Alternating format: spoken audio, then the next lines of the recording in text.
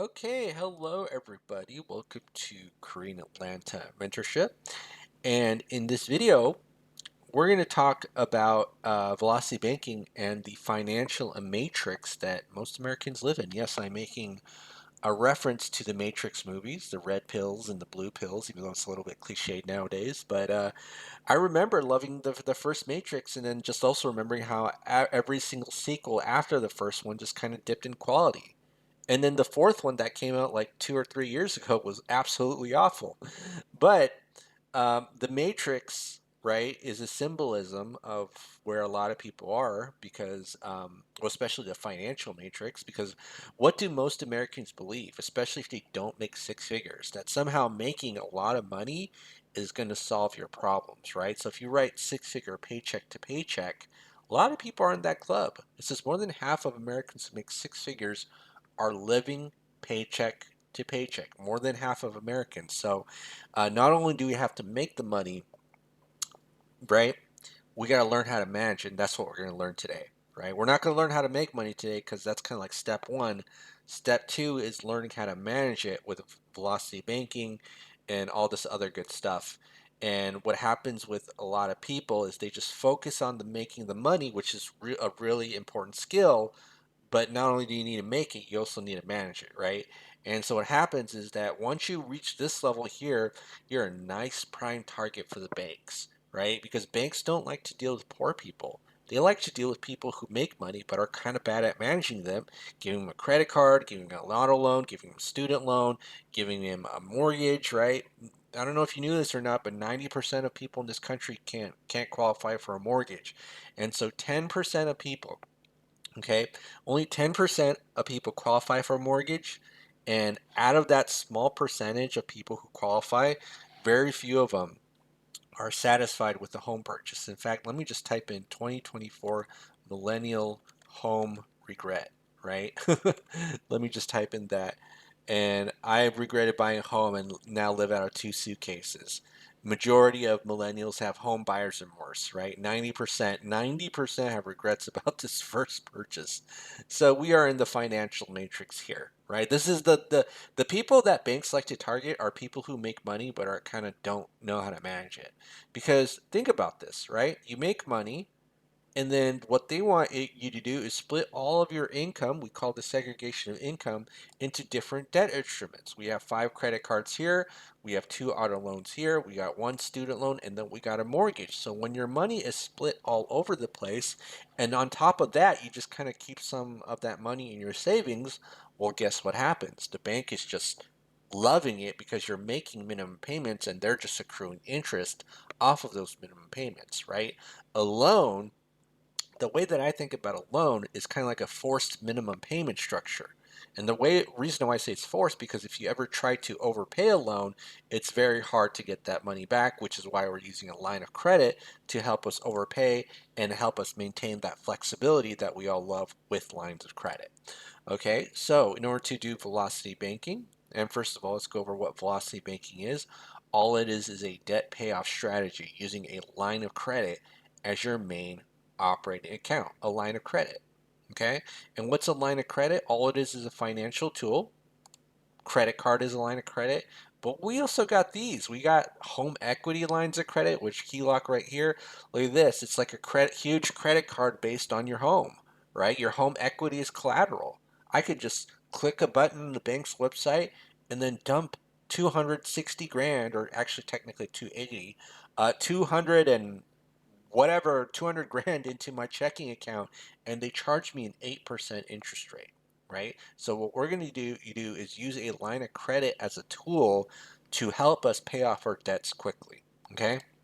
So two things that we need for velocity banking. Number one is a budget, and then number two is a line of credit as our main operating account. So for this example, I don't know. I like to make the demonstrations easy on myself, and I always like to make it equal a little bit more than our credit cards, although realistically, you're not going to get a line of credit if you're at this situation because banks don't lend money to people who need it. We need to internalize that. And that's how I have over $527,000 in lines of credit. Banks don't lend money to people who need it, right? When you wake up and you feel like you need money, don't go to a bank because they're going to reject you. They know your payment history. That's what all the credit bureaus are for, right? So, all right, let me just go ahead and sum up these credit card balances. So it's 15 plus 27 plus 10 plus 13 plus 11, right? So that's $76,000. So let's just say for funds and giggles that we have an $80,000 line of credit limit at 8%, right? 8% APR. So what we're going to do is we're going to do a few things, right? So what we're going to do is do the Velocity banking side of the budget now. So all I got to do is just copy and paste. And what's the most important thing in this Velocity banking side of the budget? Well, number one, the savings is going to go to zero. We're not going to have any savings at all, but at the same time, we're going to have cash flow, right? So they kind of look the same, but the way that we structure our money is going to be a little bit different. So if you take a look here, every time I get money into that checking account, you see the 16 grand, you see how we beginning balance is zero, now the ending balance is zero, right? Beginning is zero, ending is zero. Okay, so let me go back here. That's what we want. That's what we mean by zero savings, even though we have cash flow.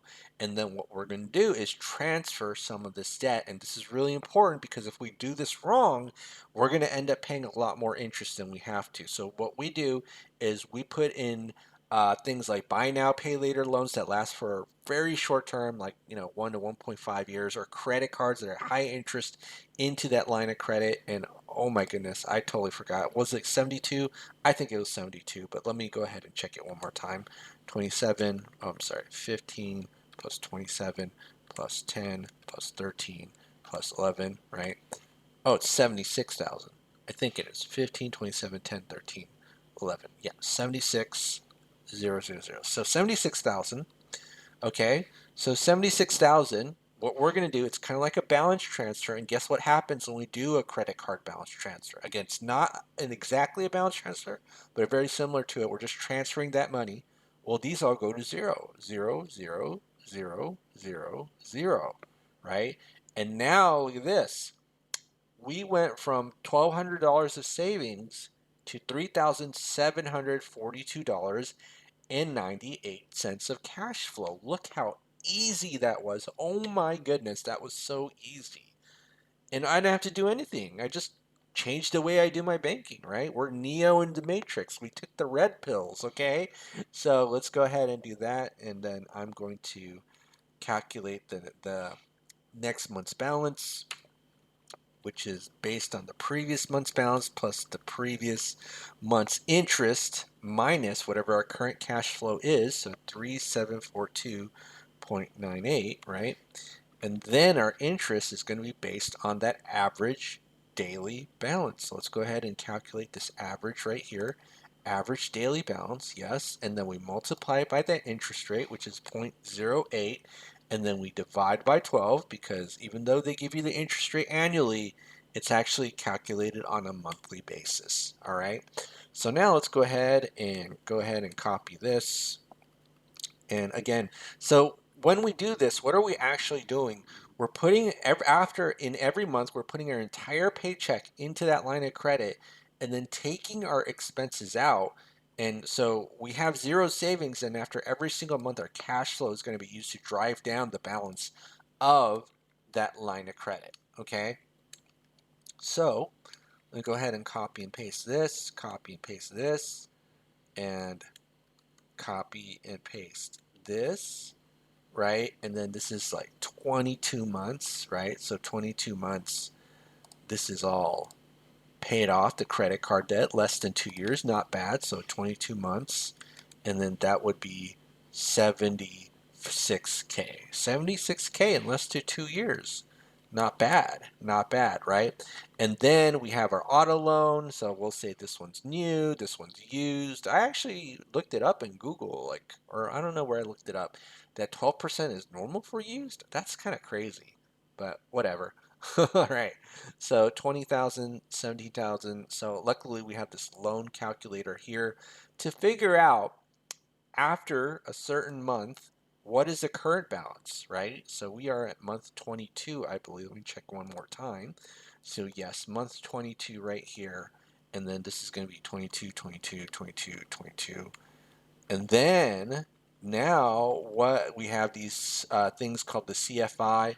Again, I'm not going to go too much into detail because I go over it a lot, but just type in cash flow index here in Google, and then you could see an explanation about this.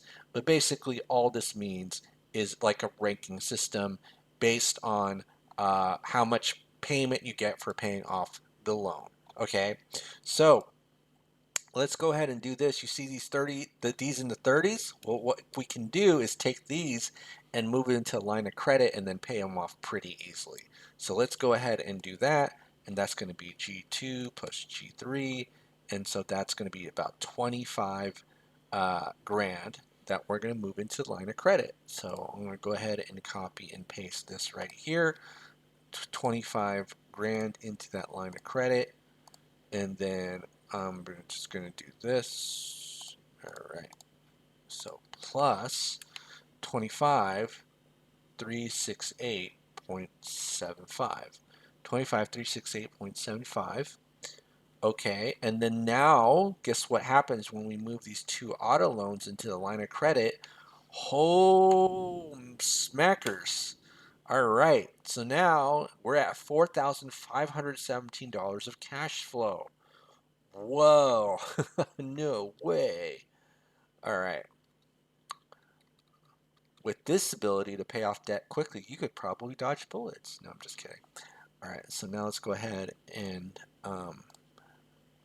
go here, and then now we're going to place our new cash flow. And so it's 3,700 to 4,517.16. Okay, so 4,517.16, and then now I just gotta do this. And take a look here, in 28 months, it's all paid off. That's pretty sweet. 28 months. And look at this. Last month of these two auto loans, only $2.14 of interest. Pretty good, right? Well, actually 31 technically here, but it's all good. All right, so now this is now going to be 28 months, right? 28 months. And then, so it's 76 plus 20 plus 17, and that's going to be 113K of debt paid off in less than 3 years. Okay, and then now we got to tackle on the student loan. So the student loan is going to be at 28 months, 28, 28. All right. So now let's go ahead and do this. So if you take a look at this cash flow index is at 73, and if you take a look at this cash flow index, what's it called, explanation, it says you really want to pay off ones that are under 50. It's over 73 right now, but because the balance is not that big, it's not that big of a deal to me, but something to remember. And take a look at this, is 225. So reason why we don't put a mortgage into a line of credit. You ever hear on the internet, put a mortgage into a line of credit or replace it? That's a no bueno. You know what I mean? That's a no bono. I think that's how they say it in Italiano. All right, I think. All right, so let's go ahead and put this right here. Control paste, and then values only, and then we'll move that to the line of credit right here. Plus 26989.90. Okay, so now we move that student loan into that line of credit, and then the student loan is now zero. We get an extra $300 in our cash flow. Not that much, but it's worth it. Or, well, I don't know. It's worth something. I don't know if it's worth it. So now, what's our cash flow? Our cash flow is 4885.19. 4885.19. Okay, so 4885.19. Okay, and so now let's go ahead and do that. All right, so now we just do this, and then we see that in 34 months, whoa, this is paid off. All right, so the interest wasn't that much, just a couple hundred. Whoops, excuse me. You can see I'm a wannabe Neo because I can't even control my burps. No, I'm just kidding. All right, so 34 months, right? 34 months, and then that's gonna be. Oh, it's not this one. This one's 28 and 113, I believe.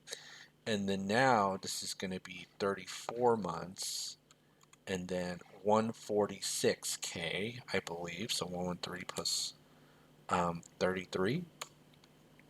Yeah, so 146K, I think. Hopefully I'm not doing the math wrong. All right, so now we do the mortgage. So at 34 months, what's the balance of the mortgage? Let's just go right here. So balance is 0. This is now 34. Now the balance is 281,000. So let's just kind of figure out what the principal is, right? Because the principal is just 300K minus 281, or how much principal got eliminated, which is 19K. So let's do this now. If we put 19K and move it into the line of credit, how long would it take for us to finish it off, that 19K, right? So that's 19, okay, and it's the same cash flow because we haven't eliminated the loan, but you see here we did it 1, 2, 3, 4 months, 4 months. Yes, this took 34 months, right? And so what we do is just rinse and repeat again. So we add, maybe we could, it doesn't have to be 19K, just a small amount, but we're still using our line of credit, whoopsie, not 190,000, as our main focus, as our main operating account, because we still want the benefits of using the line of credit, which is to prevent the segregation of income and still being able to pay off debt and have ultimate flexibility and to pay it off quickly. And then as you can see right here, seems like every 4 months or so, and then we just rinse and repeat the process and do it over and over again. And you can see the cost of doing it this way is not relatively that much, but then you also remember that as you pay off the principal, right, you're still making the monthly payment. So this is why it's a little bit hard to calculate, because you're still making the monthly payment and the interest doesn't accrue on that principal anymore, and we're kind of like chopping the loan into little pieces. So luckily we have this velocity banking calculator here to help us determine what the balance of the loan is. So give me 1 second to pull it out. All right, awesome. We got this velocity banking calculator up and running, where we just type in these numbers and um, it spits out like the time frame and how much interest we save by doing it this way. So $111,000 saved, 4.1 years, 19 grand of interest, and this is Renatus, which is where I learned it from. So, or where I learned velocity banking from, and where I got a lot of these concepts. So. Yeah, so just kind of me showing this off, and if you'd want to join Renatus and be part of it, you could get this calculator too. All you gotta do is make a purchase through me, and then you get access to the classes and calculator. And I know some people are asking, well, how do I get it? And so, well, fill out the form below. I probably need to make the form a little bit more user friendly because I'll be honest. My philosophy with dealing with most people is I don't want to sell to the whole world. I want to sell to people who want to be sold, but there's too many people in the world, and this is true if you have a rental property, where they're going to go look at it and then act like they're not interested, even though there's a housing shortage. It's like really weird how people are nowadays, but whatever. Okay, so 4.1 years, so I just got to go right here, and then, yeah, this is paid off, so here, and then this is 34 divided by 12 divide by 4 plus 4.1. And then now in 6.93 years, we are debt free. Okay, we are debt free. All right, so that's, I think, $446,000 of debt, if I'm not mistaken, and that has been eliminated, right? Eliminated. So, do you think now, since we're debt free, that we're living in the financial matrix? This is like the ultimate red pill, that you can pay off your mortgage this quickly. And you want to know something? I paid mine off under 3. It was like 2 years and 9 months. I literally did. This is how I got this first lien home equity line of credit. They gave me 280. I probably could apply, in next year or so, and get the full, at least 300,000. But I don't really need it, and that's why they'll give it to me because I don't need the money. But if I scroll down somewhere, and I can't believe it's already been 3 months since I paid off my home, and as you can see here, like these are me like flexing. I have all this. I don't want to say money because it's not really my money, but credit. Oh man, and then I think if I do, oh, is this in a loop? I hope it's not YouTube doing that thing where it just kind of loops over and over again. I hate it when YouTube does that. But let me scroll down, and I should be able to find the section where, or maybe it looks like a loop because like I just have the same incremental progress over and over and over and over and over. Oh my goodness, what's going on here? What's going on? And I'll never, but I can't already believe it's been 3 years since I paid it off. All right, there we go, 3 months. So here we go. I paid off my mortgage in 2 years and 9 months. So, a lot of times people will say, like, well, that's unrealistic, 4.1 years. And like, sure, whatever. Not like I care. You just keep believing that you just bring your negative thoughts, and then, if you keep saying it won't happen, guess what? It won't happen. That's the lesson of today. Just like Neo in the Matrix. If you know the rules of the game, you can make things happen, right? Okay, well, that's it for today, everybody. Have a great day. It's Karina Lanta Mentorship, and we'll speak next time.